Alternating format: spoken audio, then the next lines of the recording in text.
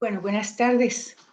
Según como habíamos platicado en la semana anterior, pues tenemos en estas cristologías que se van desarrollando mucho tiempo después de haberse escrito los evangelios. Estamos hablando de que los evangelios, ya saben ustedes, pues se escriben en el segundo, es como la segunda, tercera generación, pero ya aquí estamos en un periodo escolástico, decíamos hace 8 días, ¿verdad?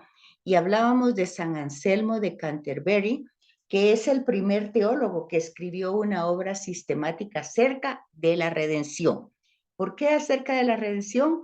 Según vimos cuando trabajamos el tema de los evangelios que se escribieron, cuándo se escribieron y por qué razón se escribieron, pues recordemos que dijimos que primero se transmitió oralmente hechos y dichos de Jesús, luego se ponen por escrito, pero el evento o el hecho el hecho histórico que hace que se escriban estos evangelios es la pasión, muerte y resurrección de Jesús. Hemos repetido muchísimas veces que en ese evento de la pasión, muerte y resurrección de Jesús, que se llama Triduo Pascual, eh, que ese triduo son tres hechos, tres acontecimientos que no pueden estar separados, ¿verdad? Sino que están totalmente unidos.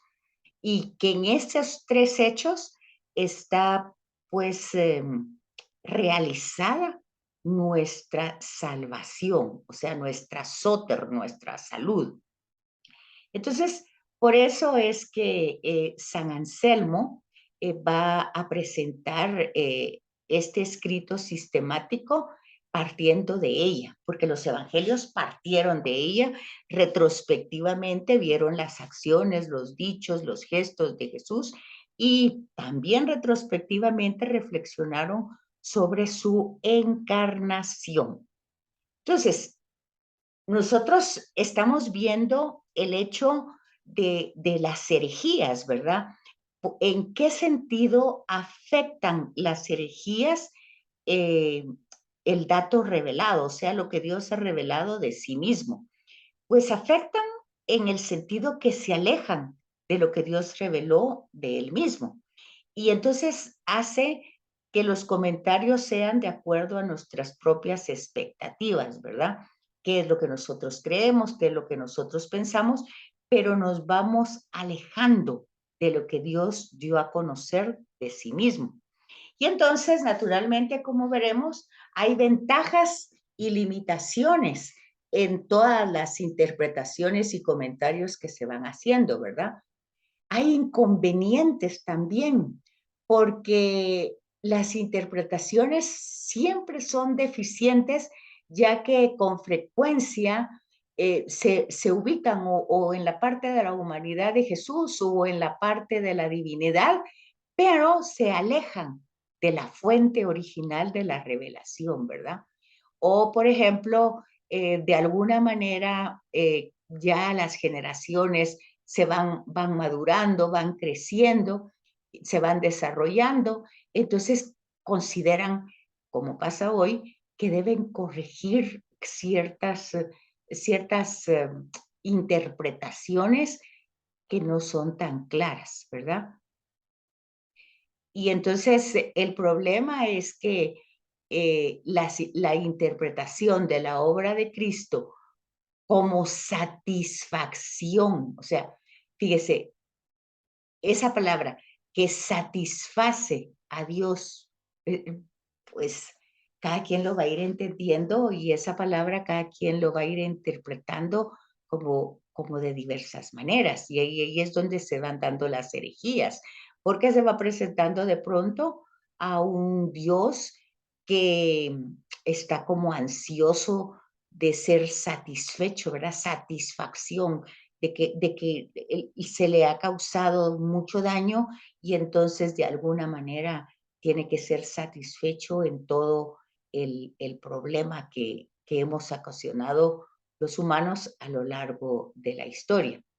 Pero San Anselmo de alguna manera va a presentar su obra en dos partes.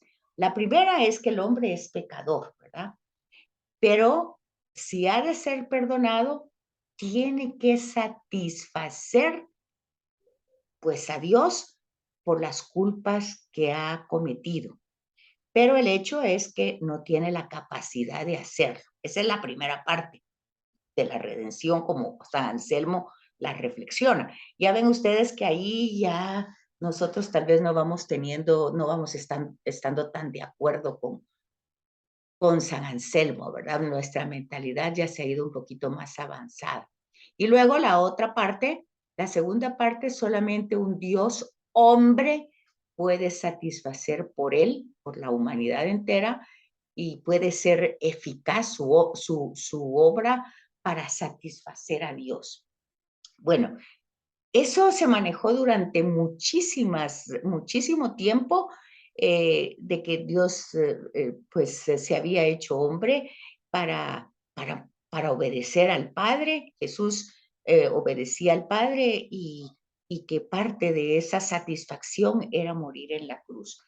Yo creo que todavía tenemos esa idea que hay que ir, pues, matizando, corrigiendo.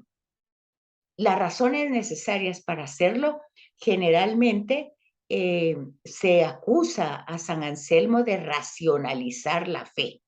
A veces, pues, cuando nosotros queremos dar interpretaciones desde la razón, casi siempre, pues, vamos a estar muy distante de la verdadera revelación, ¿verdad? Y el problema de la inteligencia, hemos dicho tantas veces, que por grande que sea, pues no podemos abarcar el misterio. Entonces hay que leer cuidadosamente todo este material que ustedes tienen e irlo entendiendo para no darle una interpretación peor, ¿verdad? A la que ya se ha dado. Entonces, por ejemplo, los creyentes que desean leer esta obra, pues muchas veces van a hablar de satisfacer a Dios, ¿verdad? De hacer sacrificios. Y el fin por el que lo hacen es para lograr una petición o para que, como que hacer a Dios que haga algo que nosotros queremos que pase en la vida, ¿verdad? Entonces, de alguna manera queremos pues como hacer actuar a Dios a nuestro favor. Y pues ahí vamos viendo en la teología cosas que tenemos que ir pues corrigiendo. En el segundo caso, ¿verdad? El de los infieles que no creen y tienen costumbre de servirse de Dios o de estas situaciones, San Anselmo primero les va a decir de que son prácticamente los herejes, ¿verdad? Que rechazan nuestra fe cristiana como contraria a la razón. En tal caso, San Anselmo trata de probar con razones necesarias no que Cristo se ha hecho hombre para salvarnos, cosa que como veremos enseguida conocemos exclusivamente por la revelación, sino que el hombre no puede salvarse por sí mismo, ya que el hombre fue creado para la inmortalidad, para ser feliz. Entonces se dan cuenta que en esta parte pues sí tiene bastante razón, porque nosotros no podemos salvarnos por nosotros mismos. Necesitamos a alguien que esté en una mejor situación que nosotros, ¿verdad? Para poder salir de la situación en la que estamos. Entonces, aquí, ¿cuál es la idea de ver esta mentalidad teológica? Una, de que hay cosas positivas, no todo totalmente, pero algunos elementos positivos que nos ayudan a alimentar nuestro razonamiento y otros que definitivamente ya los hemos superado con el tiempo. Y en otro caso, pues hay otros puntos que sí nos ayudan, como el hecho de que para ser salvados necesitamos por fuerza de alguien que esté en una condición mejor que nosotros. Si de hecho Dios ha decidido salvar al hombre pecador mediante la encarnación y la muerte de Jesús, depende totalmente de la promesa divina y no de la necesidad de la razón. O sea, no necesariamente vamos a comprender las razones por las que Dios lo hizo de esta manera. Eso dirá San Anselmo. Pero, pues, como son debates, ¿verdad? Eh, hace también objeciones a las personas que no creen, ¿verdad? Y entonces, de alguna manera, pues trata de decir que el razonamiento o las ideas de los incrédulos, pues en lugar de ayudar a fortalecer la fe, pues, pues la distorsionan, ¿verdad? Entonces, es una manera de desarrollar los diálogos San Anselmo y de tratar de explicar en el periodo escolástico, ¿verdad? O sea, cuando ya hay universidades y escuelas, a los estudiantes, quién es Jesús de Nazaret, qué es lo que estamos hablando, ¿verdad? Y por qué razón muere como muere y por qué realmente, ya que la escritura dice que es pues como el plan de Dios, pues cómo debemos entender ese plan de Dios para no ser injustos en la interpretación, ¿verdad? Entonces, hay muchos personajes, hay un Bosón, ¿verdad? Que es un personaje que alega, ¿verdad? Que era innecesaria tanta humillación, ya que de alguna manera Dios podía hacer las cosas desde otra manera. Pero bueno, nosotros no podemos cuestionar las acciones de Dios porque nosotros somos criaturas, ¿verdad? Somos, por méritos de Cristo, somos hijos. Y pues entonces nosotros pues nos acogemos a lo que se ha revelado. Por supuesto que eso no implica que querramos hacer uso de la razón para entender lo que Dios hace, ¿verdad? Entonces, no se trata ni de volverlo todo de alguna manera racional, pero tampoco se trata de cerrarnos a la capacidad de poder entender algo del misterio. Entonces, Bosón siempre va a hablar de lo absurdo de la muerte de un Dios, ¿verdad? Que es infinito, que es inmortal, que es eterno. Y entonces San Anselmo responde que, pues, la iglesia, pues ya estamos en un periodo avanzado de la iglesia, ¿verdad? Pues que la iglesia nos enseña eh, el, la encarnación, o sea, cómo Dios pues entra en el seno de María y en ese seno pues ya entra Jesús con sus dos naturalezas y que ya el concilio de Calcedonia pues había dado el nombre de la forma como se unían esas dos naturalezas como unión hipostática. Y lo que afirmamos es que se murió según la naturaleza humana, o sea, porque luego va el tema que se cuestiona es que Dios no puede morir, ¿verdad? Porque es eterno.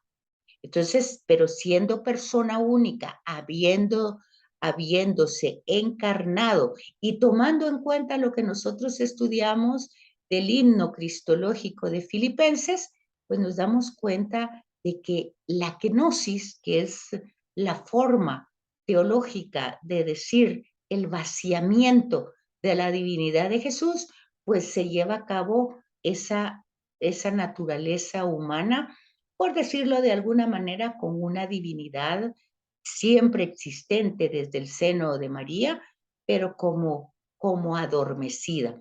Aunque también tenemos que ser claros, ¿verdad?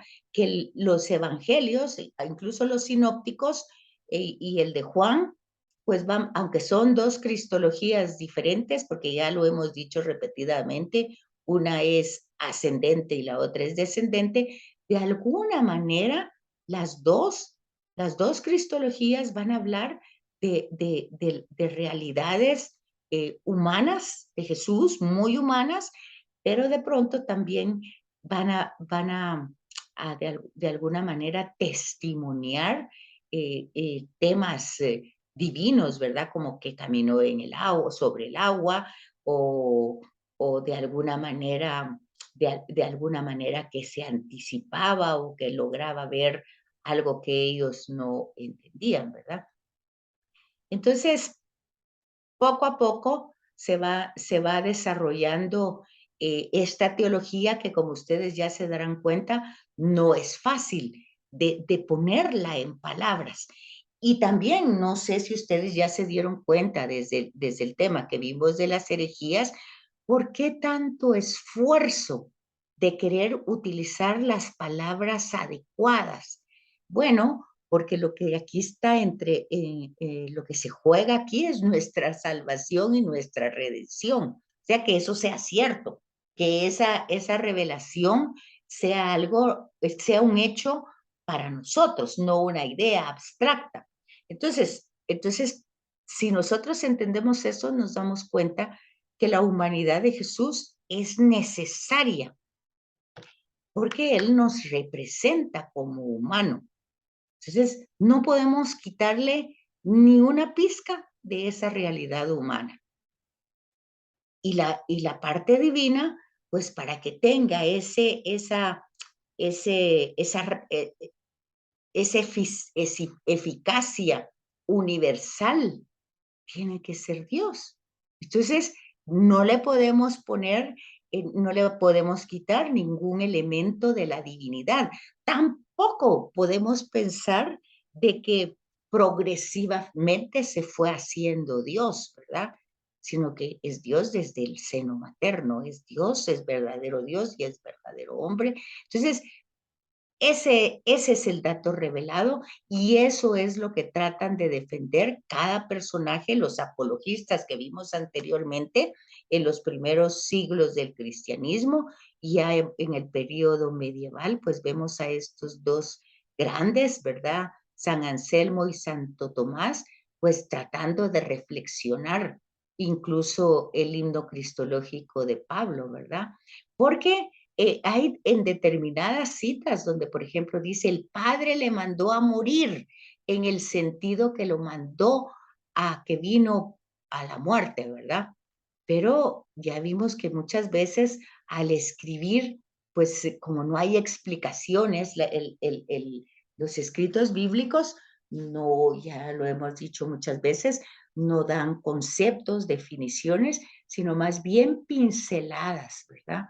Entonces, vamos dándonos cuenta que el Hijo voluntariamente ha tomado sobre sí, lo hemos dicho, una misión y que esa misión tiene como objetivo salvar a la humanidad históricamente, a una humanidad que se ha separado de Dios por el pecado.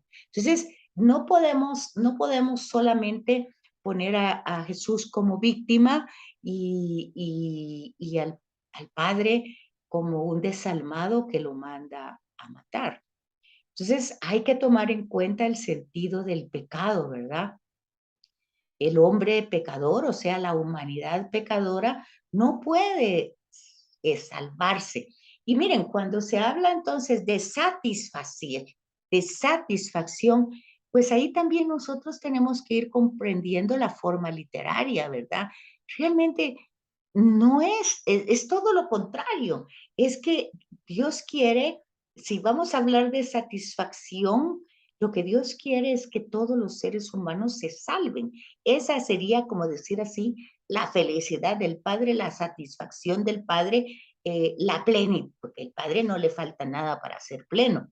Pero si estamos utilizando esas formas humanas, pues por decir algo, la satisfacción, la plenitud, toda la realización divina está en el hecho de que sus hijos, que son su creación, estén con Él, o sea, se salven. Pero nos damos cuenta de que el pecado, que ya vimos que es la raíz de todo mal, porque no separa de Dios, pues entonces ha creado esa obstrucción, ¿verdad? Ese abismo entre Dios y nosotros. Entonces no se trata tanto de satisfacción o de deuda como va a presentar San Anselmo en un sentido jurídico, ¿verdad?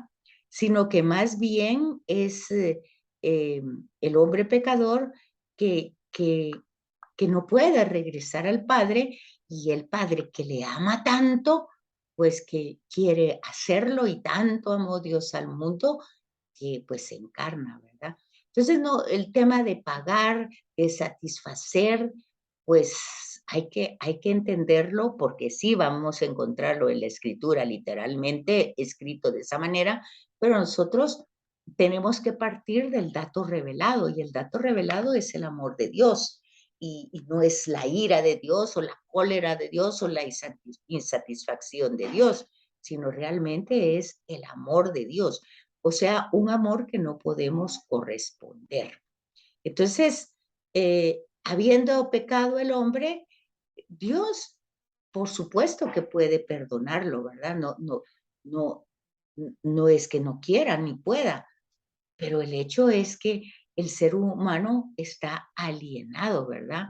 Dios es bueno, pero realmente si el hombre no quiere, pues ¿cómo puede Dios hacer algo en tanto desorden que hemos creado o hemos desarrollado a través de la historia? Entonces, todo este tema que San Anselmo quiere poner en claro tiene un pequeño, ¿qué dijéramos? Problema.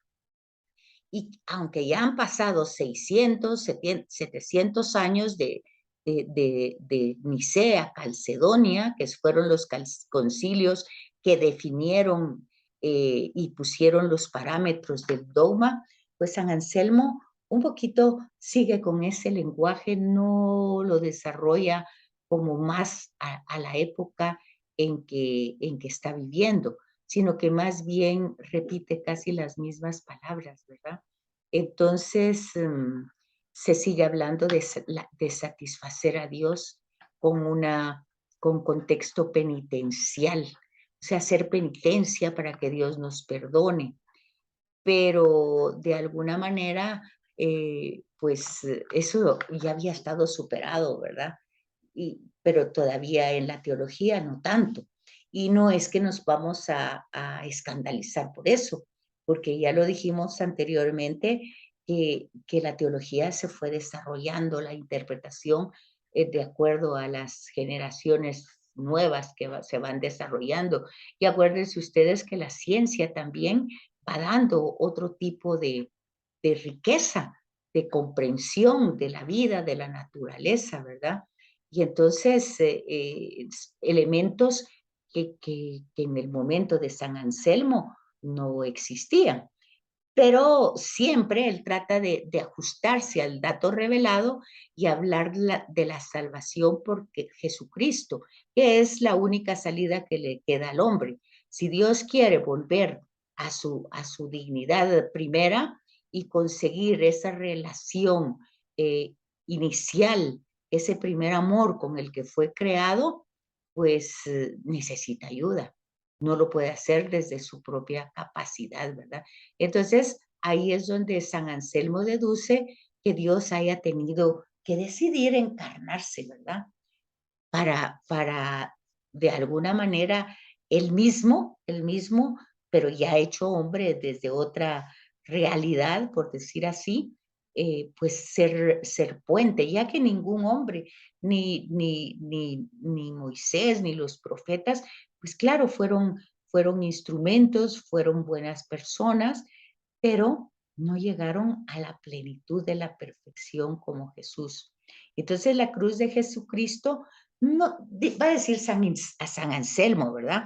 Pero fíjense por qué estamos viendo a San Anselmo.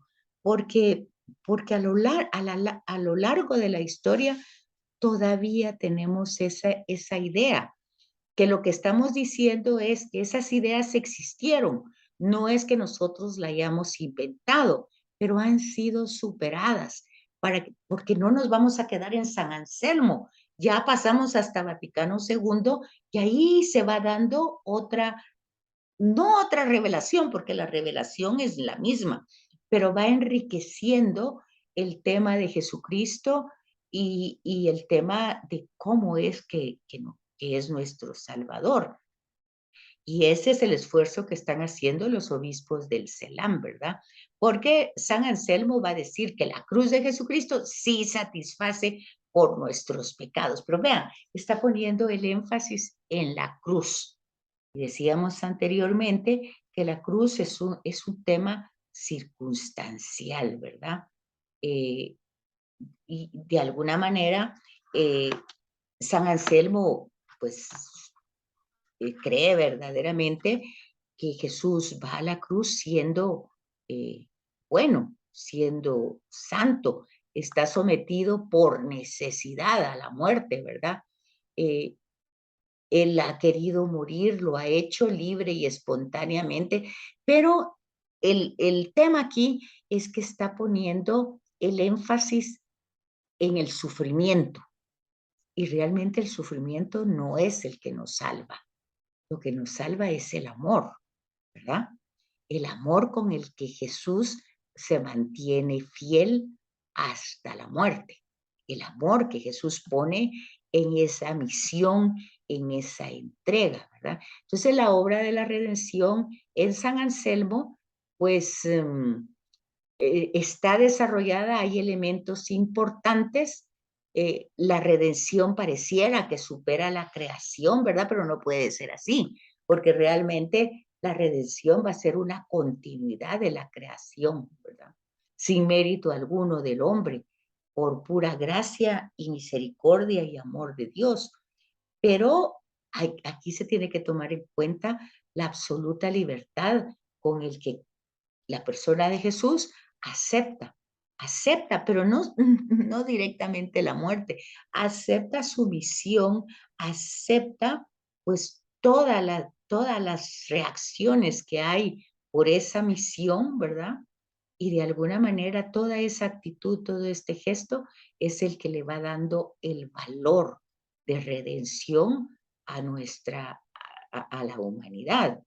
Y el punto más débil de San Anselmo es que no logra contemplar él cómo se inserta el hombre en esa obra redentora, porque eso es lo que pasa. No solo se trata de decir de que Jesús lo hizo todo y eso ya está hecho. No. Ahora el ser humano tiene que insertarse, tiene que entrar en esa redención. San Anselmo no va a tocar esa parte, ¿verdad? Ya que para él todo ya está hecho desde Cristo. Entonces, aquí lo que notamos, pues, es que hay algunas deficiencias en la doctrina. También hemos visto en los concilios que hay deficiencias en las palabras que se van utilizando, porque el misterio nos supera tanto que para quererlo explicar con palabras, pues vamos a ir encontrando eh, cosas positivas y deficiencias, claramente. Por eso veíamos que lo que se decía en un concilio se tenía que ir matizando o aclarando o complementando en el otro, ¿verdad? Eh, una de las deficiencias grandes, como decía, de San Anselmo, es que centra nuestra redención en el valor de la muerte de Jesús, ¿verdad?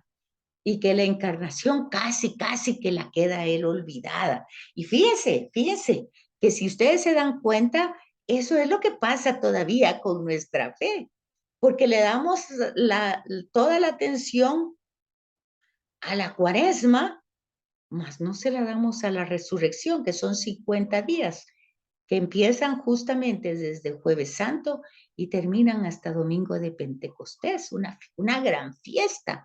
Sin embargo, para nosotros pasa inadvertida. Pero ¿por qué fue necesario que yo regresara otra vez a tocar el tema de San Anselmo? Porque es importante que nosotros notemos que lo que en algún momento creemos no es porque nos lo inventamos o nos lo enseñaron mal. No, aquí tenemos a San Anselmo que lo enseñaba de esa manera, que de alguna forma ponía todo el valor en la pasión y en la muerte de Jesús.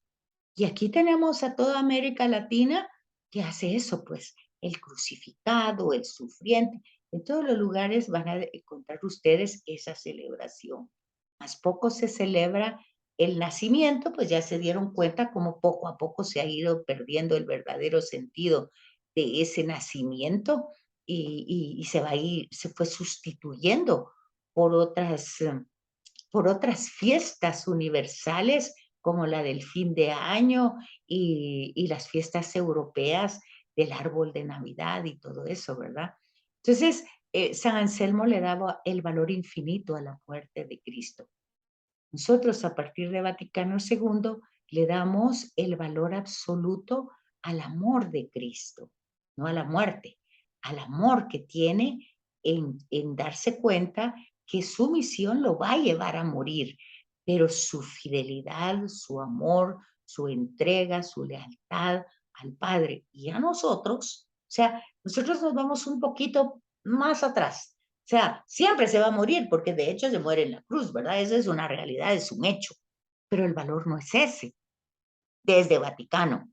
Pero nos lo enseñaron con una doctrina como la de San Anselmo, ¿verdad?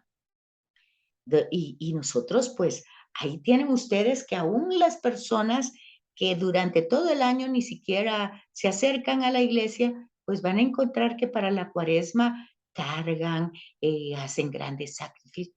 Pues aquí tienen ustedes la respuesta. ¿Por qué?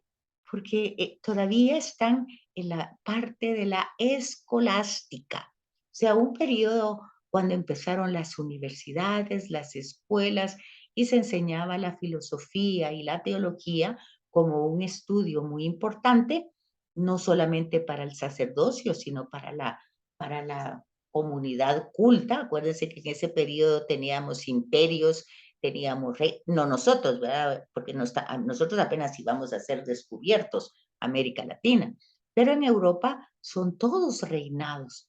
Y entonces los reinos, cada reinado tenía, cada rey tenía su obispo y ese obispo tenía su capellán y ahí se enseñaba a la gente bien, pues toda esta teología y entonces se le daba suma importancia a la muerte de Cristo, ¿verdad?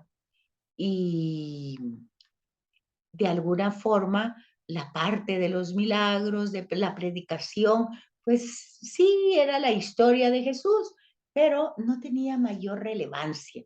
Lo que tenía todo el impacto era la pasión de Jesucristo, ¿verdad? Y no partiera del dato revelado, pues como ya les dije antes, la predicación empieza por ese hecho, por el hecho de que Jesús padece, muere, pero resucita, no se queda ahí, ¿verdad? Entonces vamos viendo esos aspectos negativos, pero de alguna manera nosotros también podemos ir captando algunos positivos que se han incorporado a nuestra inteligencia y a nuestra manera de pensar y vamos como desarrollando, avanzando un poquito más, ¿verdad? En el tema teológico. O sea, cuando nosotros decimos hacer teología. Entonces, hacer teología nos corresponde. ¿Y qué es hacer teología entonces? Pues un poquito reinterpretar el dato revelado de alguna manera que las personas puedan comprenderlo, pero sin alejarnos de la revelación. Hacerlo accesible con palabras entendibles, pero pues no tomando posturas, por decir así. Entonces, así como para tener una defensa de la teología de San Anselmo. Tiene la parte positiva en el hecho que él empieza su discurso o su obra sistemática, como se empezó la predicación oral, como se empezó la escritura de los evangelios. ¿Por dónde empieza? Todo empieza por el hecho de la pasión, muerte y resurrección de Jesús. O sea, lo que impacta es ese acontecimiento, ¿verdad? Ese acontecimiento. Pero en ese acontecimiento está incluida la resurrección. O sea, el tema no es la muerte, el tema es la resurrección, ¿verdad? Porque padece, muere, pero Dios lo resucita. Entonces como que esa parte queda como como olvidada, ¿verdad? Mientras que en los evangelios esa parte no tiene tanto testimonio porque realmente no hay mucho que decir de la resurrección, pero el testimonio más grande que hay es el cambio de todas las personas, pues, que vivían con miedo, que vivían encerrados, pero luego los mismos apóstoles tienen el carácter para anunciar a Jesús abiertamente, porque ha venido el Espíritu Santo y ellos han comprendido la misión de Jesús y han entendido su muerte, pero básicamente los conocen y lo saben vivo entre ellos. Entonces parece que todo este tema no está desarrollado en San Anselmo, ¿verdad? Y parece que esa doctrina o teología de San Anselmo todavía está muy desarrollada en nuestra mentalidad. Bueno, eso es todo lo que podemos decir, o puede que decir más, ¿verdad? Tiene mucho material, incluso bibliografía, comentarios, si ustedes quieren saber más de San Anselmo. Pero como aquí lo que estamos viendo es el tema de la salvación y el tema soteriológico de la cristología, el tema de la salvación cristológica, ¿verdad? A través de Cristo, por eso solo está enfocado en ese tema. Claro que su teología se desarrolla mucho más. Ahora, con Santo Tomás tenemos exactamente lo mismo, pues él es visto como un gran teólogo, ¿verdad? Tal vez uno de los más importantes de la escolástica. Pues la suma teológica, imagínense, una suma, ¿verdad? Un complemento de todos los temas de teología. Un poquito lo que nosotros vimos desde Génesis, pero con preguntas y respuestas, con diálogos, con inquietudes, con complementos. Bueno, pues de hecho suma, ¿verdad? Una suma teológica. Y vemos que estos personajes pues influyen mucho, tanto San Anselmo como Santo Tomás, a partir del siglo XII, decíamos hace 8 días, ¿verdad? Sí, el siglo XII, siglo XIII, que ya estamos al principio del periodo medieval, porque acuérdense que la época medieval dura muchísimo tiempo, ¿verdad? No solo dura casi 1000 años, ¿verdad? Está todo el cambio del Imperio Romano al Imperio Bizantino y todo el periodo medieval donde se van desarrollando los descubrimientos de América, la conquista, todo ese es el periodo medieval, pero empieza pues con estos grandes pensadores de esa época que tratan de llevar la teología, la revelación hecha en la escritura, tratan de hacerla accesible a la gente de su época. Entonces, Santo Tomás tiene la tarea difícil de resumir en algunas, bueno, son tomos y tomos y tomos, ¿verdad? Pero por muchos tomos que fueran, no son tantos para resumir una cristología y soteriología que realmente, pues imagínense, los siglos de humanidad que tenemos, pues no es fácil resumirlo. Pues si a Santo Tomás que escribió libros y libros, pues no fue fácil, imagínense nosotros en un año querer hacer eso, ¿verdad? Pues también es difícil. Pero lo más importante es que podemos hacer algo, tal vez no todo, pero algo. Y lo que hizo Santo Tomás fue que su pensamiento influyó mucho en la teología católica a partir del siglo XII, XIII, ¿verdad? Fue muy importante. Cuando, por ejemplo, en el Concilio de Trento, que sucede en Europa cuando nosotros estamos siendo descubiertos en América a raíz de Martín Lutero por el protestantismo, pues lo que se va a utilizar mucho es el tema, toda la reflexión de, de Santo Tomás de Aquino, ¿verdad? Y, y se le va dando mucha importancia por la amplitud con que desarrolla el tema, ¿verdad? Eh, Se va a estudiar en los seminarios, porque realmente antes de Trento, pues no había mucha formación para los sacerdotes. La formación no se daba en seminarios, se daba de otra manera. Tal vez ustedes han visto películas, ¿verdad? Donde de alguna forma un padre más anciano, pues iba como informándole y pues instruyendo a un joven, y luego cuando ya estaba un poco inducido en las ideas religiosas, pues de alguna manera ya lo mandan con el obispo para ver si tiene otra forma de ser, de colaborar. Generalmente hay problemas económicos, bueno, todo eso, ¿verdad?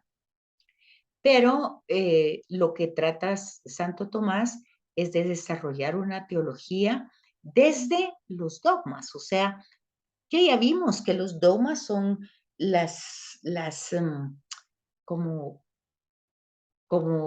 la síntesis de los concilios, ¿verdad? De tanta discusión sobre un tema, pues decíamos que sale una conclusión, una síntesis. Y a esa conclusión y a esa síntesis se le va a llamar dogma, una verdad de fe, que ya vimos que es que están combatiendo contra las herejías. ¿Y por qué entonces se convoca un concilio? Pues porque no se quiere, igual que hoy, no se quiere alejar de lo que Dios ha dado a conocer de sí mismo, ¿verdad? Sí se vale pensar y reflexionar, pero desde el dato revelado, sin cambiarlo. Uno puede, pues, enriquecerlo, pero sin cambiarlo. Sí se puede enriquecer, pero no cambiar, ¿verdad? Y entonces aquí se van dando distintas teologías, no va a ser solo una, no solo va a ser la cristología, sino que Santo Tomás, un estudioso de la Sagrada Escritura, va a ir tocando todos los temas que se van a ir desarrollando, que ya vimos muchísimos, el tema de la alianza, el tema de la misericordia, el tema de la gracia, el tema del perdón, el tema de la elección, el tema de la vocación. Bueno, hay muchísimos temas que hemos visto que en forma sistemática se van desarrollando desde el principio, desde Génesis hasta Apocalipsis, hasta nuestros días. Pues Santo Tomás va a tratar de ir dando esas respuestas, ¿verdad? Como profesor de teología, ¿verdad? Como pensador, ¿verdad? Como querer darle respuesta o actualización a toda la revelación de la Sagrada Escritura.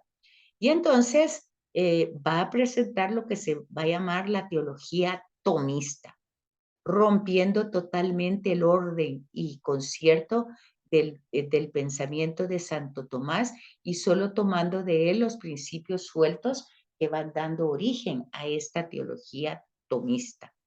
En la obra de Santo Tomás de Aquino debemos de considerar importantes algunas cosas. Por ejemplo, cuando se habla de teología sistemática, es un sistema, ¿verdad? Algo ordenado, algo desarrollado. Y entonces Santo Tomás enseñaba los dos aspectos teológicos en horas sucesivas y conservamos sus comentarios sobre la escritura, ¿verdad? De una manera sistemática.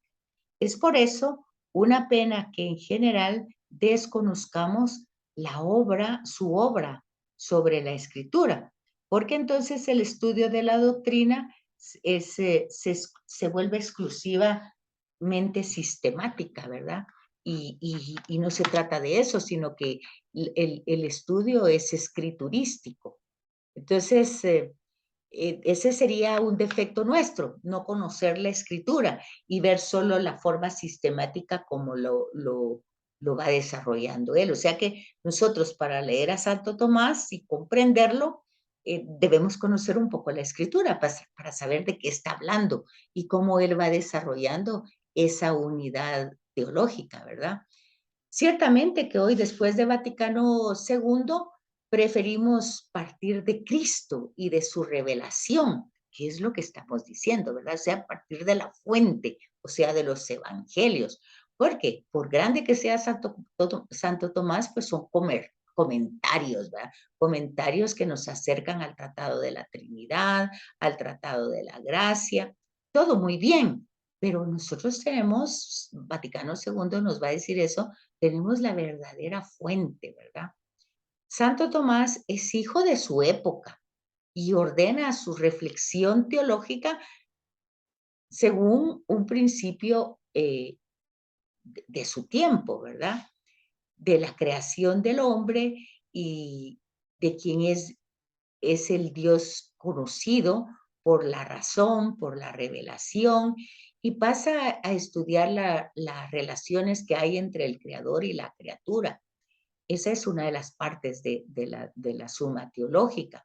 También otra parte va a presentar a Cristo como la cumbre a la que se desarrolla, a la que se dirige el plan divino, y cómo la encarnación es la vida, pero ya sabemos nosotros que no tenemos la vida de Cristo, tenemos la misión y su misterio pascual, que es el camino para llegar al Padre, ¿verdad?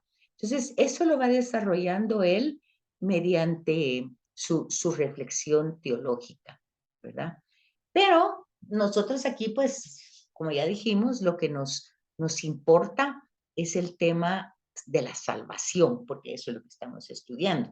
No estamos estudiando moral, ni teología dogmática, ni teología sistemática. Estamos hablando del tema de que Yahvé en el Antiguo Testamento es la salvación de la humanidad. Y actualmente para nosotros Cristo es nuestra salvación. Y entonces Santo Tomás no va a partir de la redención como San Anselmo, de la redención del género humano, sino que va a partir de la encarnación. Eh, Aquello por lo cual el género humano es salvado de la perdición y que es necesaria la salvación, pues empieza por una revelación.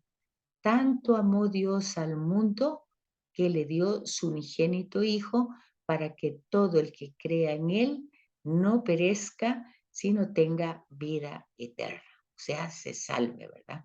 Entonces, se fijan que Santo Tomás, a diferencia de San Anselmo, que son dos personajes del mismo periodo de la escolástica, pues va a dar va a desarrollar su teología desde una perspectiva diferente. O sea, no dándole tanto énfasis a la muerte, al sacrificio, al sufrimiento de Cristo, sino al amor de Dios que ama tanto a la humanidad que se encarna en la persona de Jesús. Entonces, en ese sentido, nosotros podemos decir, era necesario, ¿verdad? Era necesario que se encarnara para que nos salvara, era necesario. Y luego, ya viéndolo desde Vaticano II, si entra en una historia de pecado donde no era aceptado, pues estaba escrito que así mataron a todos los profetas, no eran aceptados, pues lo mismo pasó con Jesús. Entonces, la encarnación va a tener ese sentido, no solo teológico, sino también de pensamiento, o sea, filosófico, y sirve para alcanzar el fin de, de, de alguna manera más conveniente, ¿verdad? Una vez que Dios ha decidido redimirnos, que es un poco lo que hablábamos en las clases anteriores, de que de alguna manera se habían confabulado, ¿verdad? Una vez que la Trinidad ha decidido redimirnos, que lo ha conversado, se ha confabulado para hacerlo los tres juntos, entonces va a decir San Agustín, no pretendemos que Dios no tenía otro medio para salvarnos, ¿verdad? Ni que, sino solo que no había modo más a propósito para sacarnos de nuestra miseria. Sí, porque lo que pasa es que sí, humanamente, o sea, nuestro pecado es una decisión humana, es una decisión humana, es una libre decisión desde nuestra humanidad. Entonces, tenía que haber un hombre que libremente, que también haga uso de su libertad para eh, restablecer. esa relación rota por el pecado, ¿verdad? Entonces, eh, ahí podemos ir captando el sentido de la escritura, ¿verdad? De tanto amó Dios al mundo. Y vamos descubriendo el sentido más profundo del misterio de la salvación. Y vamos entendiendo la importancia de la unión hipostática, o sea, esa palabra tan extraña, hipóstasis, ¿verdad? Pero que de alguna manera nos permite ver que las dos naturalezas tienen como ese, es igual que nuestro organismo, pues cómo está unido el cerebro con el corazón y el corazón con los riñones y los riñones con el páncreas y todo con el pulmón, de tal manera que todos son órganos independientes, pero también todos forman un solo organismo. Falla uno y todo colapsa, ¿verdad? Entonces, es exactamente. Entonces, Jesús tiene dos naturalezas pero están de alguna manera, como está nuestro organismo desarrollado, que cada quien cumple su función sin afectar a la otra. Pero una vez una falla, pues todas las demás también colapsan. Entonces, de eso se trata, ver cómo es importante entender que Jesús es verdadero Dios y verdadero hombre, ¿verdad? Eh, porque el Hijo hecho carne, de alguna manera, pues es un hombre que camina en la verdad, que espera, que ama, que vive una ley moral, no por obligación, no impuesta, sino encarnada en su propia humanidad. De alguna manera es un ser humano libre, libre de toda pues atadura, ¿verdad? De toda esclavitud. Porque al final de cuentas vamos a entender que todo lo que nos esclaviza, pues es un ídolo para nosotros, ¿verdad? Entonces, es como que nos ponen cepo. No, y Jesús dice con claridad, no se puede servir a dos amos. Se sirve a uno o se sirve al otro, ¿verdad? Entonces, las cosas como son. Entonces, todo depende de la voluntad de Dios y todos nosotros somos criaturas. De alguna manera nos hemos alejado de Él, ¿verdad? Y esa acción se llama pecado, alejarnos de Él. No le afecta a Él, nos afecta a nosotros, porque nosotros pues vamos desarrollando una ¿cómo es? Insensibles ante o indiferentes ante las otras personas, ¿verdad? Y pues nosotros somos afectados al no tener esa relación con Dios. Dios sigue siendo Dios, no le pasa nada. Y vamos viendo cómo esa unión que hay entre Dios y Jesucristo no se da a nivel de la naturaleza, ¿verdad? Porque la naturaleza quiere decir generalmente el origen de algo que procede, ¿verdad? Así naturalmente, ¿verdad? Sino que lo que, lo que, lo que pasa con Jesús es que es en esencia, en esencia. Entonces, es engendrado, no creado, ¿verdad? No es una naturaleza creada, sino es una esencia que tiene. Entonces, desde esa perspectiva, dos naturalezas diversas podrían unirse de distintas maneras, ¿verdad? Una puesta sobre otra, y esto se llama yuxtapuesto, ¿verdad? Pero eso haría en realidad un ser a Jesucristo, sino sería como un accidente o como una cosa, ¿verdad? No, porque una realidad está sobrepuesta sobre la otra, o está mezclada, sería otro modo, ¿verdad? Y no está ni yuxtapuesta ni está mezclada. Por ejemplo, cuando se arroja el agua, digamos, en el vino, pues el agua desaparece, no la encontramos en el vino, ¿verdad? Eh, Se disuelve, queda absorbida. Entonces, algo así sería la humanidad con la divinidad. Pero cuando estamos hablando de unión hipostática, de esa unión de las dos naturalezas, pues es otro nivel, ¿verdad?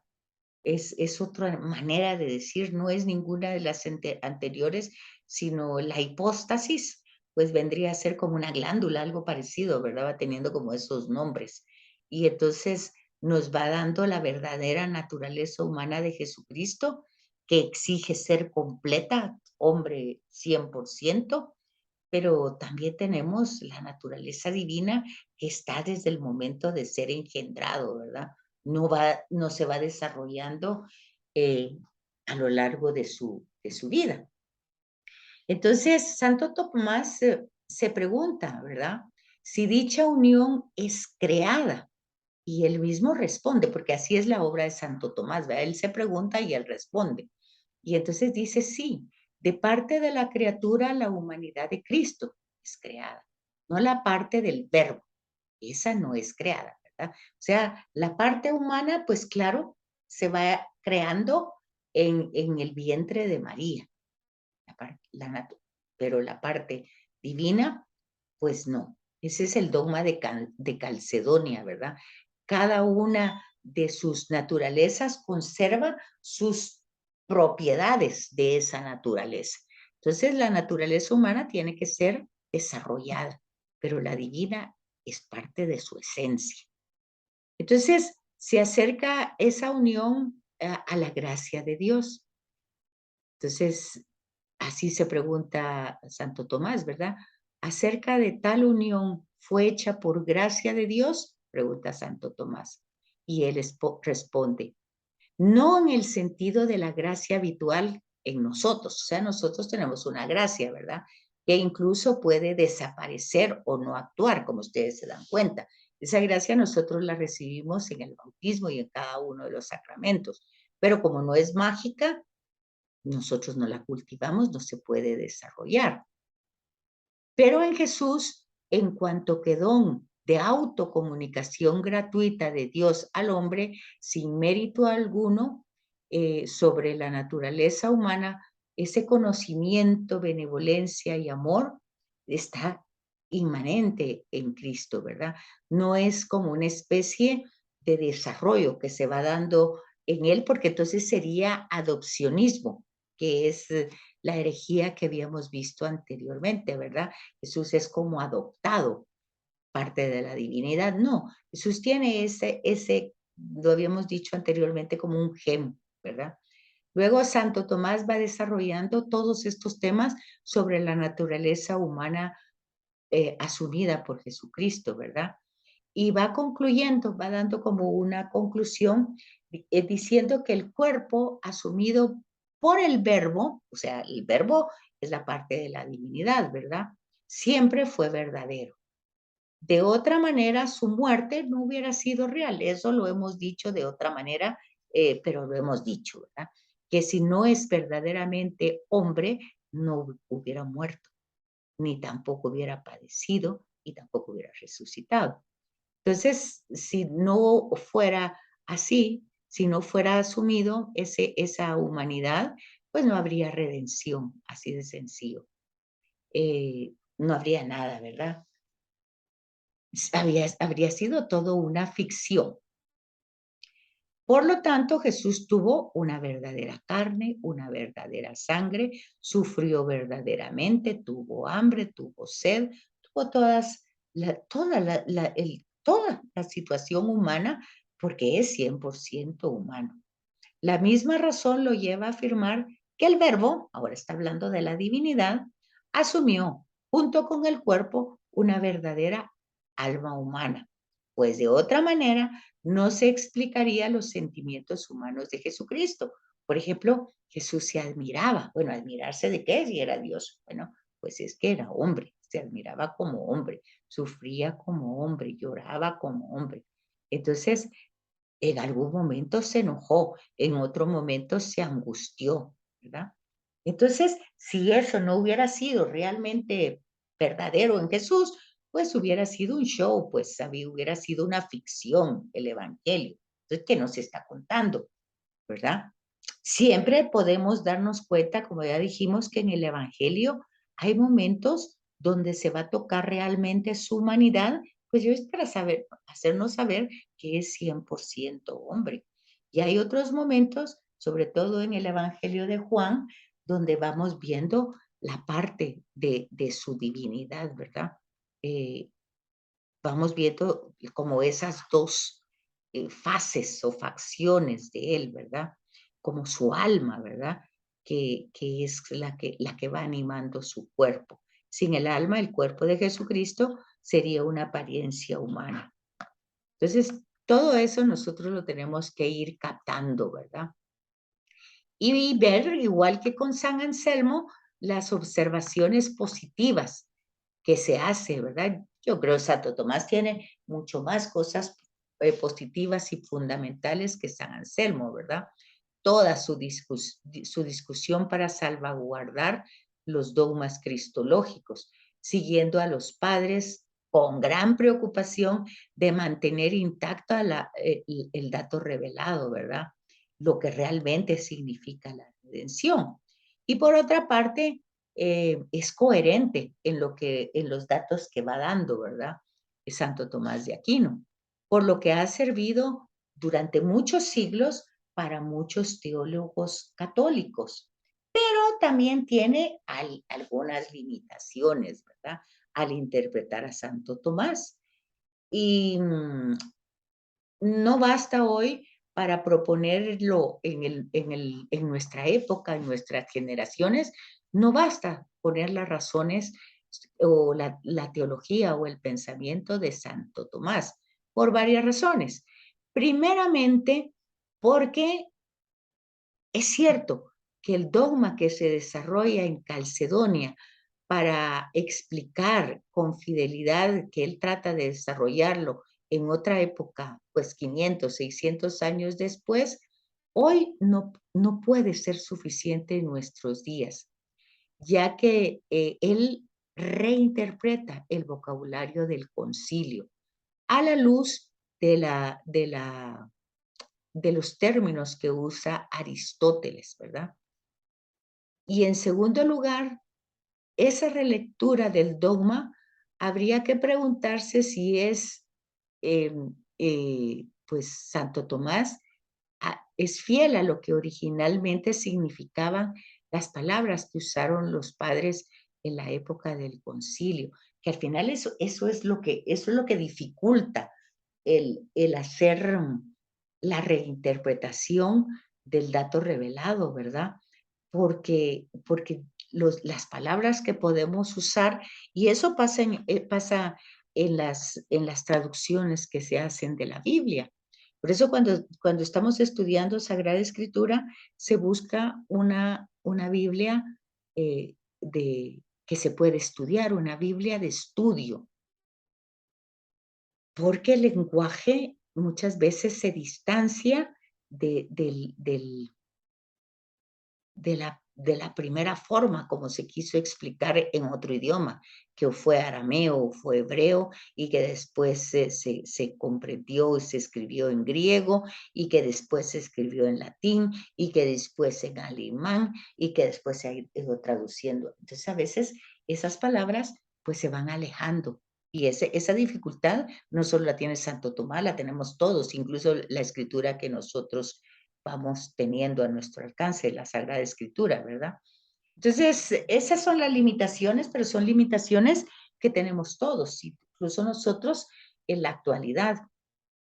La gracia de Cristo, además de la unión hipostática y de la naturaleza humana con el Verbo, que es gratuita, Santo Tomás la considera bajo dos aspectos importantes en Cristo.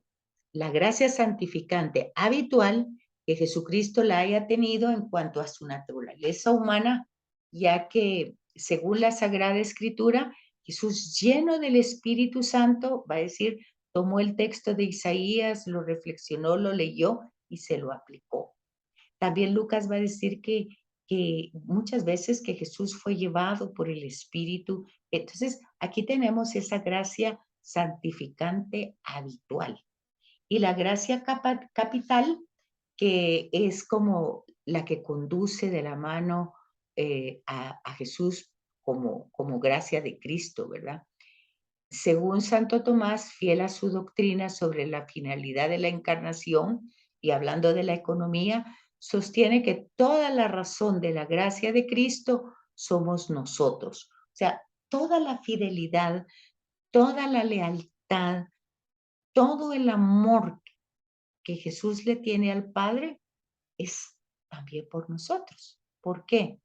Porque Él hoy por hoy, Él es la cabeza de todas las comunidades, o sea, de la iglesia, y nosotros somos su cuerpo.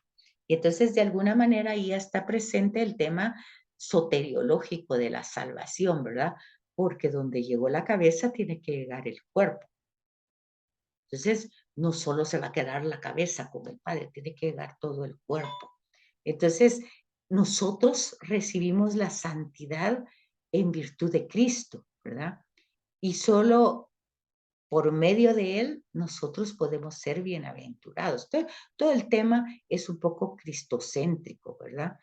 Pues ni hay en Cristo gracia alguna que sea solo para Él, toda es para nosotros, ni en nosotros hay ninguna gracia que no dependa de Cristo personalmente, ¿verdad? Entonces, no se puede distinguir algo solo de Cristo que no esté con nosotros, porque todo lo que es de Cristo, Él nos lo ha regalado. Entonces, es muy importante la forma como Santo Tomás va a hablar de esa gracia. Pero entonces, aquí viene el tema que ya lo habíamos visto también en otro momento, sobre todo cuando vimos los evangelios, cómo Jesús hombre, fíjense pues, Jesús hombre es el mediador único. Entonces, que Él produce en nosotros la gracia. Ningún hombre puede producirla. O sea, la gracia, o sea, los regalos, los méritos que nosotros tenemos son por Cristo. Nosotros no los podemos producir, ¿verdad? Sino son regalos divinos. Por eso se puede afirmar que sí, Cristo produce en nosotros la gracia. Y por eso Él es mediador de la gracia, mediador. O sea, todas las gracias Cristo las recibe del Padre, pero Cristo no se queda con ninguna, Cristo nos la da a nosotros, ¿verdad? Y de alguna manera, por todos estos méritos que Cristo nos da, nos capacita y nos da la forma, la capacidad necesaria para poder vencer el pecado personal, ¿verdad? Y también para irlo comunicando para que otros vayan pues también desarrollando esa gracia por Cristo. O sea, nosotros no nos señalamos a nosotros, sino nos señalamos a Cristo. Entonces, estos son aspectos fundamentales de la doctrina de Santo Tomás, la mediación de Cristo, ¿verdad? Esta doctrina es indispensable para comprender la interpretación teológica del misterio pascual. Fíjense que de todas maneras va a llegar como San Anselmo al tema de la redención, pero des en cuenta que no va a dar a entender que todo este tema es por tema de satisfacción, ¿verdad? Eh, de satisfacer a Dios, sino que es al contrario, es satisfacernos a nosotros. Solo es posible por la unión personal de esas dos naturalezas en Cristo como mediador, esa acción salvífica hacia nosotros, que supone la necesidad de reconciliarnos a nosotros con el Padre. Vea cómo es diferente la postura de San Anselmo, que ve que es una necesidad del Padre de ser satisfecho, mientras que Santo Tomás lo va a poner como una necesidad nuestra para poder tener una relación con el Padre, ¿verdad? Y de esa manera Jesús es mediador, pero solo en cuanto hombre es mediador, en cuanto a su humanidad, ya que es palabra revelada de Dios. Jesús es la palabra revelada y por su muerte en favor de nuestra redención. Entonces, Jesucristo es nuestro mediador único. Nada impide que otros sean llamados mediadores, pero su mediación siempre va a ser relativa, en cuanto que cooperan de una manera eh, disponible, ¿verdad? A esta unión con Dios y con los hombres. Entonces, para Santo Tomás, la doctrina de la redención, pues, tiene un poder salvífico, ¿verdad? Definitivamente, pero su reflexión de esa salvación en el misterio pascual va desde otra perspectiva. Y entonces aquí es donde es importante considerar nuevamente el tema del pecado. Aquí es importantísimo ver cómo Santo Tomás define lo que es el pecado y sigue a San Agustín, ¿verdad? En esta definición hay un contexto relacionado con el tratado de la ley, ¿verdad? Que puede eh, puntualizar más formalmente el tema del pecado. Siempre va a tener un eco contrario, o sea, el pecado siempre va a estar contrario al amor, o sea, a la caridad. Exactamente, la caridad o el amor es pues, es la forma más grande de toda clase de virtud.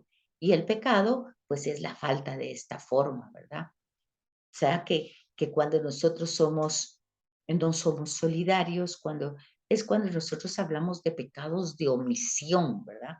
Entonces son pecados de omisión porque estamos faltando algo que pudimos hacer y no hicimos. Entonces, por otra parte, el pecado no puede jamás hacer a Dios ningún daño. Es lo que les he dicho tantas veces. A Dios no le causa, Dios sigue siendo Dios. A Dios no le afectan ni nuestras acciones malas ni nuestras acciones buenas. A Él no le afectan. A Él si lo bendecimos, si le oramos, si le hablamos, Él sigue siendo Dios. Y eso dice Santo Tomás. Nada, jamás va a hacer a Dios ningún daño, ni tampoco le va a hacer ningún bien, ¿verdad? Se trata más bien del ser humano. Por lo tanto, la reparación a la que se refiere no es tanto un repararle a Dios y satisfacer a Dios, ¿verdad? ¿Por qué ha de ofrecer una satisfacción a Dios si a Dios no le ha afectado? Solo en cuanto el pecador, en la medida de lo posible, ha herido al Padre en su amor de padre. O sea, en el hecho de que el padre ama a los hijos. Eso hasta hay un dicho, ¿verdad? Que dice, el que a tu hijo ama, tu boca endulza. Eso a nivel humano, ¿verdad? Entonces es igual. O sea, y Jesús lo va a decir un poco, ¿verdad? Porque lo que habéis hecho con este, a mí me lo habéis hecho. Cuando dice, porque me viste desnudo y no me vestiste, porque me viste con hambre y no me diste de comer. Y cuando Pablo va persiguiendo a los seguidores de Cristo, Jesús dice, ¿por qué me persigue? Entonces, pero fíjense, ¿cuál es la relación?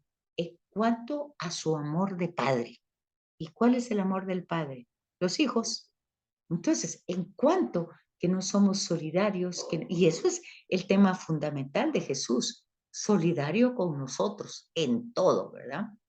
Entonces, por lo consiguiente, el pecado lastima y aún destruye el amor paterno de Dios. Si se fijan, ¿verdad?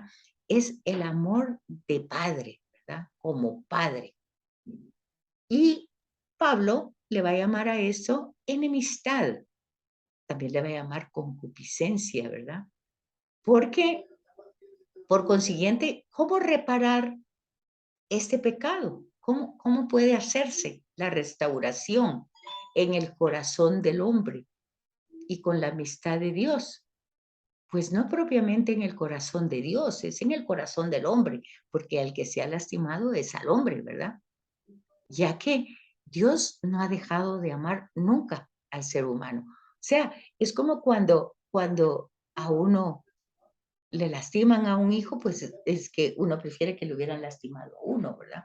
Entonces, en resumen, se podría decir que la soteriología o la salvación de Santo Tomás se concentra en esta idea.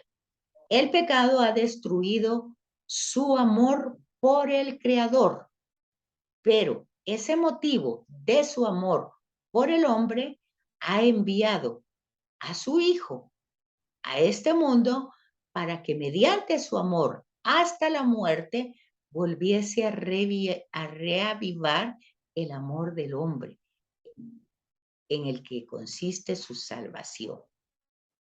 Entonces, eso lo van a encontrar en la página 376, 377, que entonces va a hablar de los méritos de Cristo.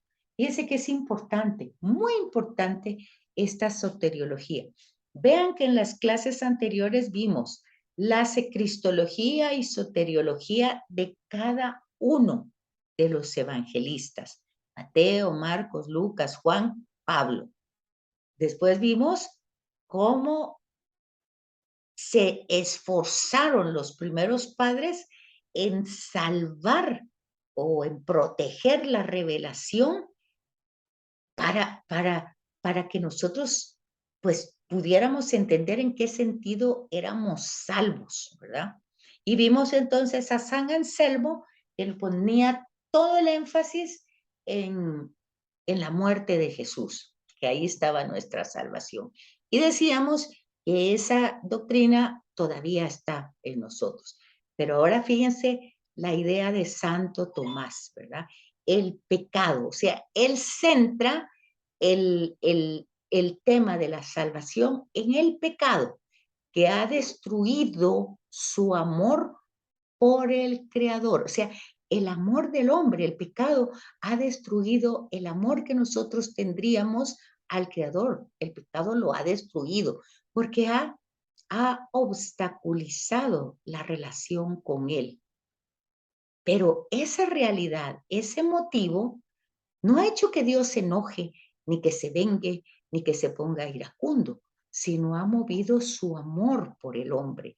Lo ha hecho amarlo más y ha enviado a su Hijo a este mundo para que mediante ese amor, ahora en la persona de Cristo, humanamente encarnado, en un amor humano que lo lleva hasta el límite, que lo lleva hasta la lealtad, hasta la muerte, volviera a reavivar el amor del hombre. O sea, como que el hombre se enterneciera de saberse tan amado por Dios que llega hasta dar la última gota de su sangre y entonces reavivara el amor del hombre hacia Dios.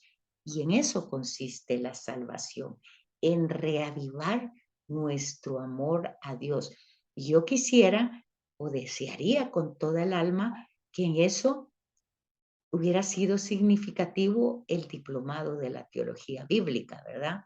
Que reavivara nuestro amor eh, hacia Dios, no en el sentido de tener un conocimiento intelectual teológico, sino en el sentido de comprender cuánto Dios nos ha amado. Porque si ustedes se fijan, en cada tema que hemos visto el amor encarnado de Dios. En la ley, que dijimos que no es una norma, sino solo eran un decálogo, 10 palabras, pero luego vimos todo un proceso de institucionalización. Entonces, pero todos los temas, elección, misericordia, todo lo vimos como eh, una manifestación del amor de Dios que llega a su máxima expresión en la persona de Cristo. Entonces, todo el misterio de la encarnación de Cristo y de la redención es obra de amor. Y así lo hemos planteado nosotros. Y ahorita ya vimos por qué lo fuimos planteando así, porque es la reflexión que hace Santo Tomás y que todavía está vigente, ¿verdad? porque se encarnó el amor de Dios y ha muerto por amor. Y conocer pues el amor de Cristo es conocer todo el misterio de la encarnación y de la redención, que tiene su origen en el inmenso amor de Dios que sobrepasa toda inteligencia creada y toda ciencia. Esta es la máxima reflexión de Santo Tomás, ¿verdad? Y es algo que todavía nosotros seguimos desarrollando. Y la cruz, para Santo Tomás, considera la muerte de Cristo como causa de la redención, no como causa única de la redención y exclusiva, porque era necesaria, sino por la libre decisión del amor de Cristo. O sea, no lo ve como la causa final, o sea, determinante, como dijimos, Dios, la causa, decíamos, la causa primera de todo siempre es Dios. Entonces, Tomás no considera la muerte de Cristo como la causa primera de Dios, ¿verdad? Ni la única ni exclusiva de la redención. O sea, ni la única manera como Dios podía salvarnos, ni la única manera ni la exclusiva. Pero la reconoce necesaria, tampoco tan necesaria, ¿verdad? Pero sí ve en ella eh, una libre decisión de parte del amor de Cristo. O sea, a mí nadie me quita la vida. Cristo, yo la doy. Entonces, por ese acto libre de Jesús, ¿verdad? De dar la vida por cada uno de nosotros y siendo fiel y leal al Padre, y a eso se le va a llamar obediencia, ¿verdad?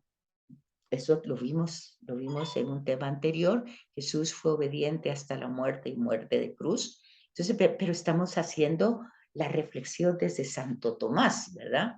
Que considera la muerte de Cristo no como causa única ni exclusiva de la redención, tampoco como necesaria, pero la ve como una libre decisión de parte del amor de Cristo, ¿verdad?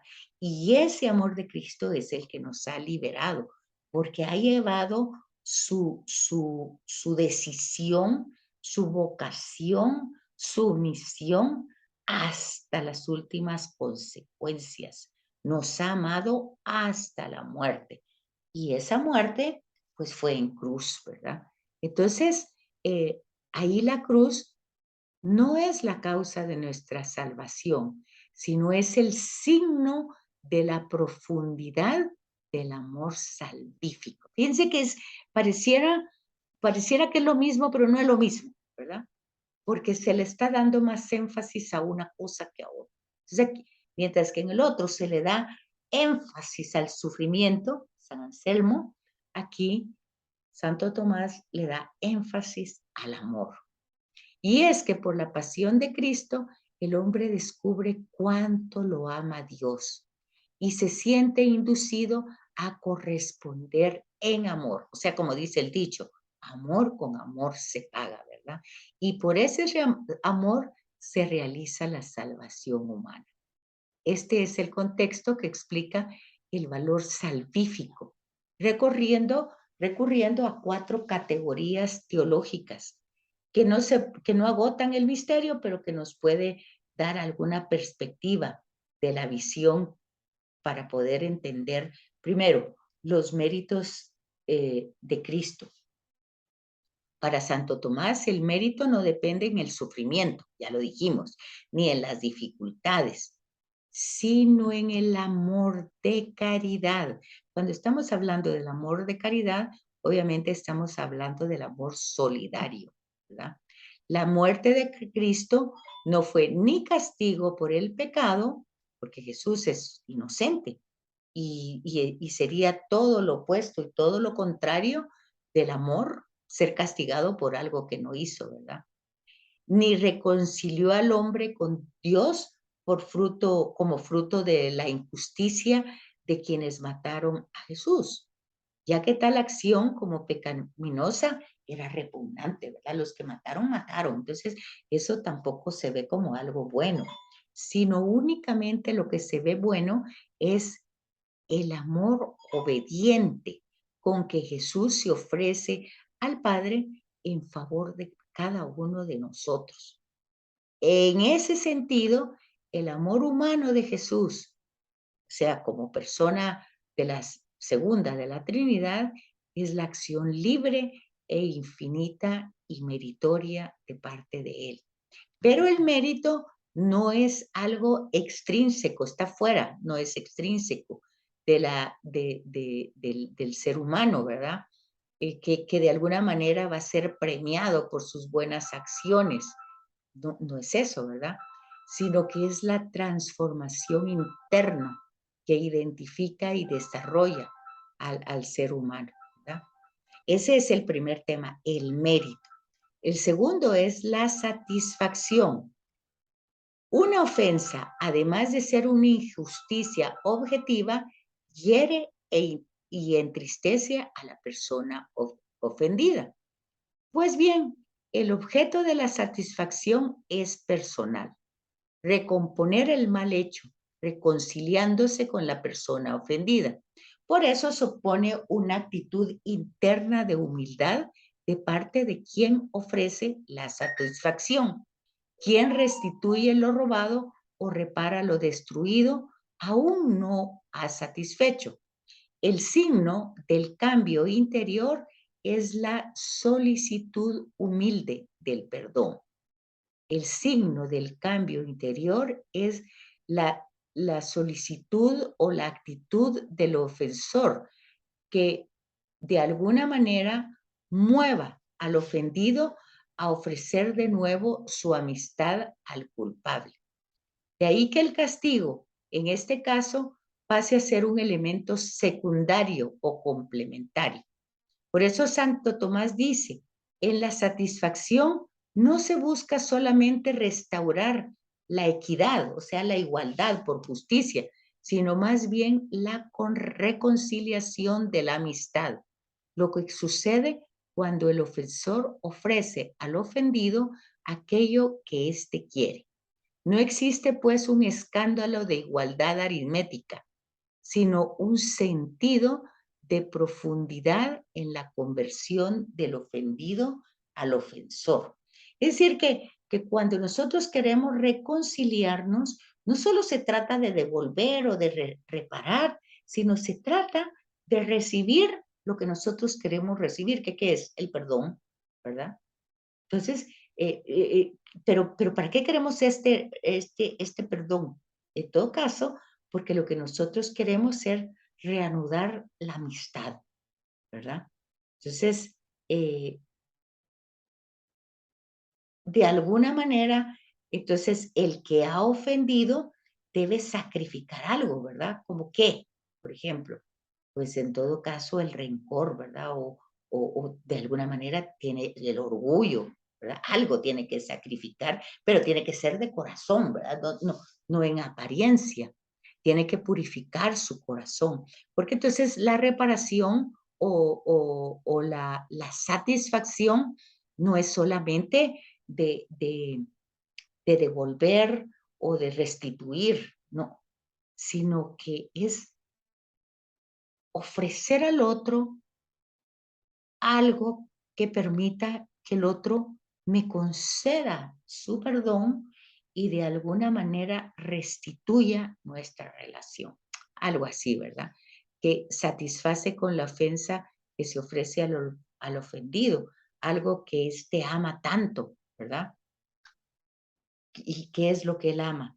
Pues realmente nos ama y lo que quiere es pues quiere nuestra relación con él libre, no la quiere obligada, ¿verdad?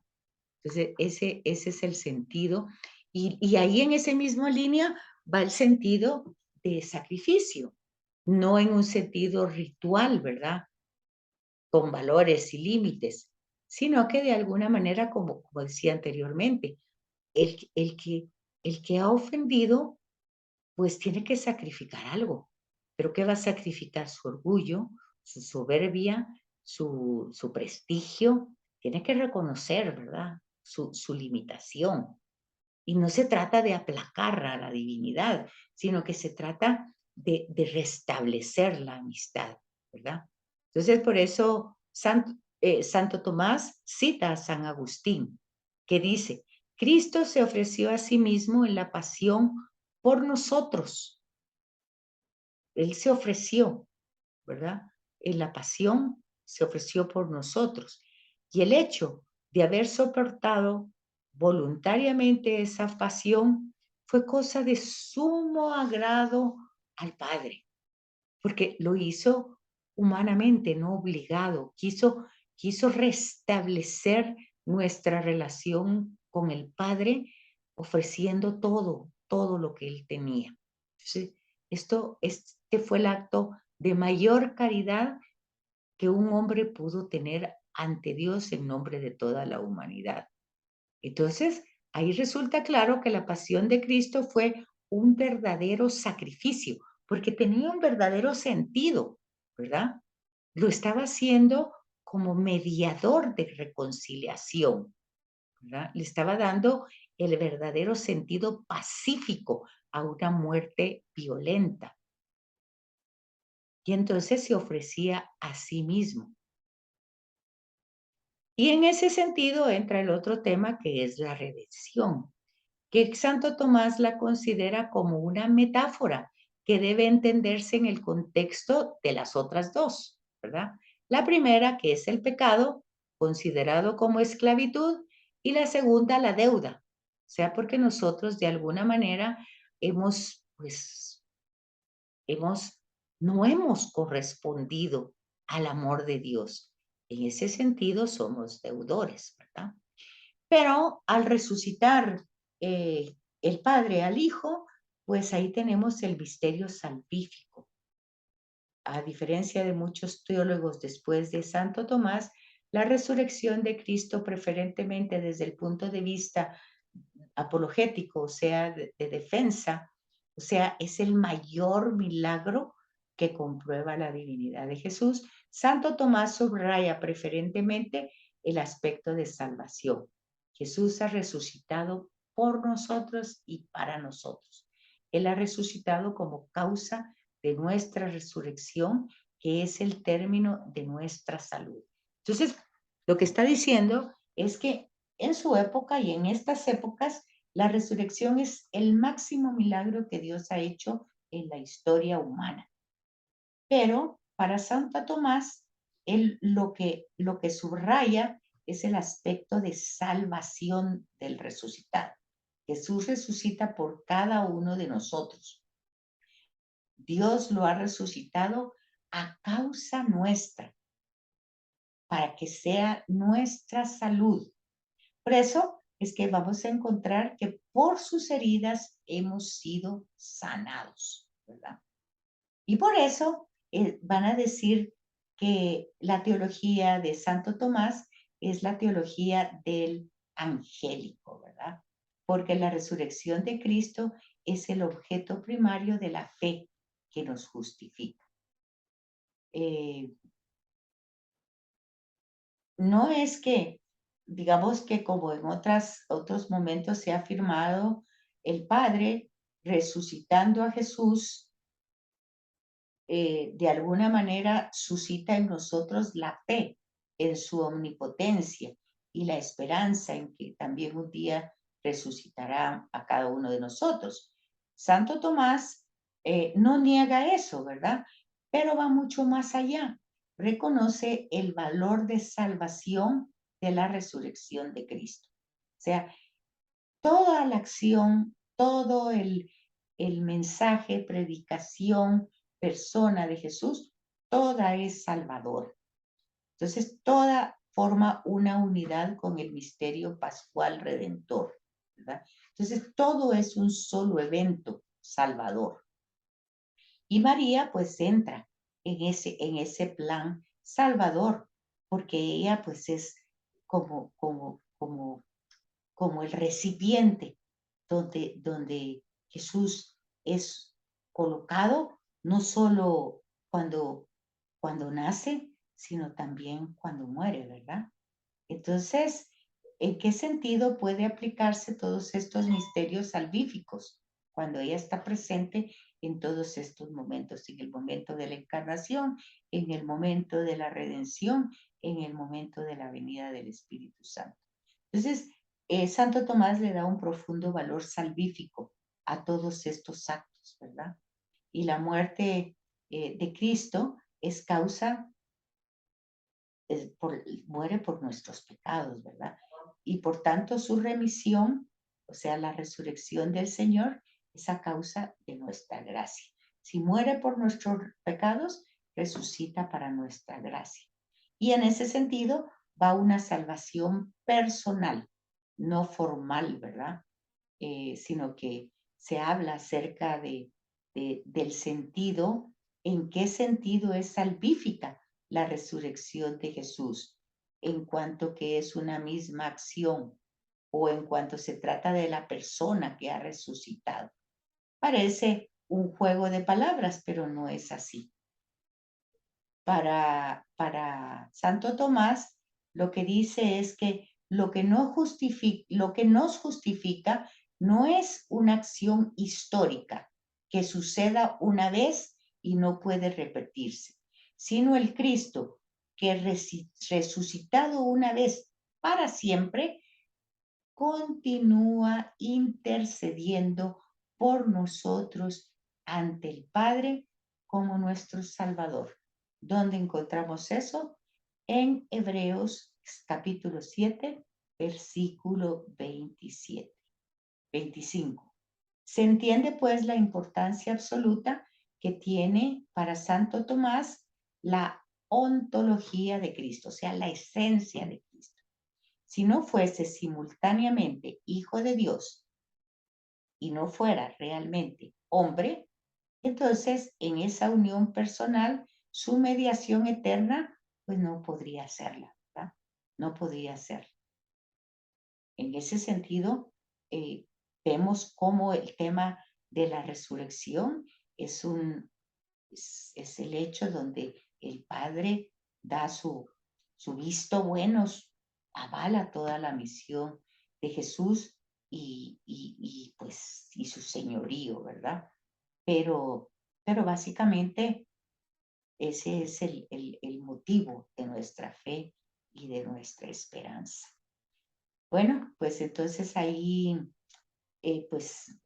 importantísimo comprender toda esta enseñanza que da San Anselmo, Santo Tomás, y, e ir descubriendo pues que todo esta doctrina pues se nos ha transmitido a nosotros y que ha estado bien, no es que ha estado mal, pero nosotros tenemos que ir pues matizando, desarrollando a las nuevas generaciones cómo seguir transmitiendo a Jesús. Entonces, todo esto anterior ha sido para pasar al tema siguiente, que es cómo anunciar a Jesucristo hoy, cómo hacerlo presente en esta realidad, cómo se debe asumir la cristología y cómo se debe integrar la visión que tenemos del hombre moderno,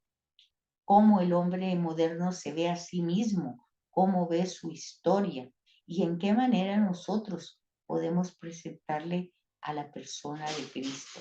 De qué manera la iglesia nos lo transmite a nosotros y de qué manera nosotros lo podemos transmitir a cada uno de ellos sin desviar.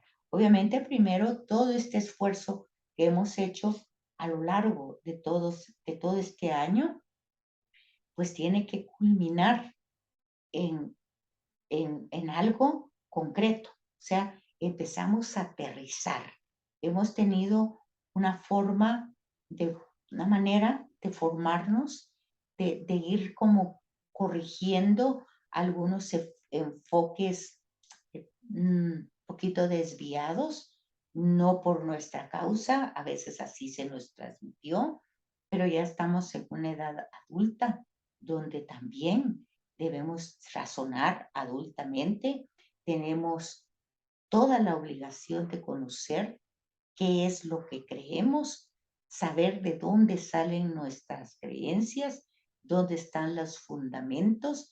Y si vemos que de un lado o de otro se extralimitan, pues ya sabemos que esos extremos, si nosotros tenemos a Jesús solo como hombre o solo como Dios, o si no podemos en nuestra mente entender este misterio, no lo podemos captar, no, la forma no es rechazarlo, ¿verdad?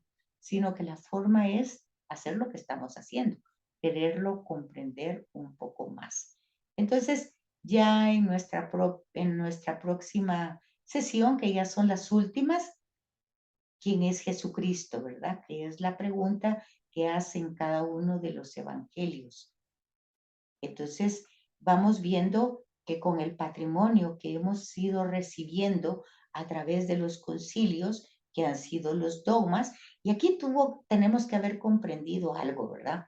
Cuando la gente ve de una manera tan despectiva, ese es un dogma de la iglesia, es como decir, eso se lo inventó la iglesia. No, ya vieron ustedes que no son invenciones, sino que son procesos históricos donde corre el peligro de desviar o desvirtuar nuestro sentido de salvación, de entender verdaderamente de qué nos ha salvado Cristo, ¿verdad? Y qué es exactamente la acción por la cual nos ha salvado. Pues la respuesta es muy simple, pero para dar esta respuesta simple llevamos pues casi el año tratando de entenderla y dar esta respuesta. Entonces nos salva el amor que Dios nos tiene. Y ese amor nos reconcilia con Él a través de los méritos de Cristo. Pero eso no ha sido fácil llegar a esta simple conclusión, sino que a lo largo de los siglos han habido muchos debates, muchos esfuerzos y han salido los dogmas que no son más que parámetros para no alejarnos de la fe revelada. Así es que esto lo vemos en la próxima sesión y que tengan un feliz descanso. Cuídense mucho y nos vemos próximamente. Feliz tarde-noche.